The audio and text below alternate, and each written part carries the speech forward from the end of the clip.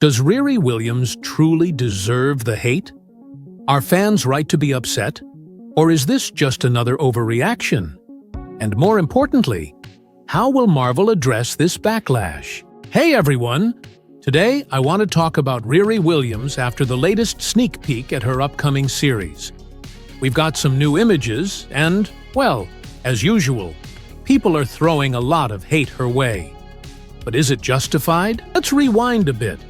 This character was first introduced into the MCU in Black Panther, Wakanda Forever, an amazing film, by the way. Honestly, working on this video made me want to re-watch it. Riri plays a crucial role in the movie as the creator of an experimental machine capable of detecting vibranium. At that point in the story, and even a year after T'Challa's passing, Queen Ramonda refuses to share vibranium with the world.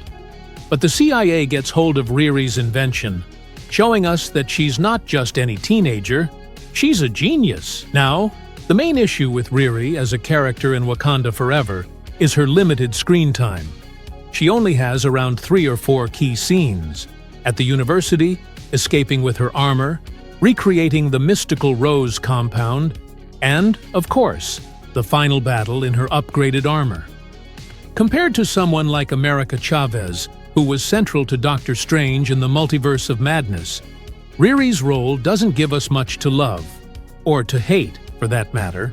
A lot of the dislike for Ironheart stems from her comic book portrayal, where she's often seen as arrogant or unlikable. But here's the thing.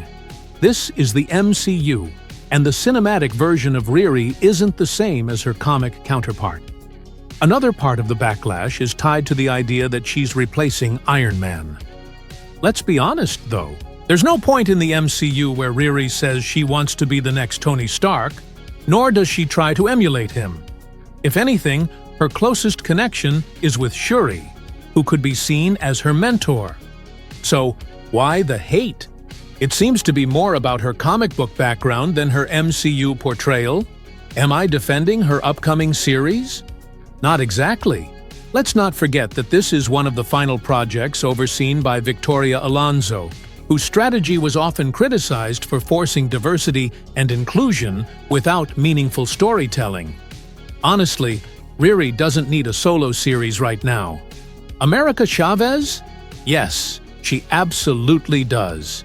If Marvel wants Ironheart to succeed, they need to stop tying her to Tony Stark entirely.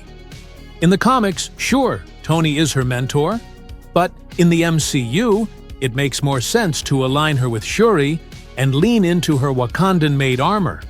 So far, I don't feel like Marvel is pushing her as Iron Man's replacement.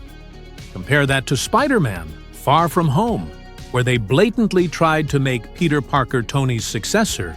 It didn't land well for a lot of fans. At the end of the day, Riri's armor is Wakandan, not Stark tech, and that's a key distinction. So, my conclusion: let's give the series a chance and judge this version of the character based on what the MCU shows us. If they ruin it by forcing her into Tony's shadow, then the blame lies entirely with Marvel. By the way, if you're curious about Marvel's future, check out my video on what's next for the MCU. Here's a hint. Kevin Feige says the mutants are going to change everything. See you next time.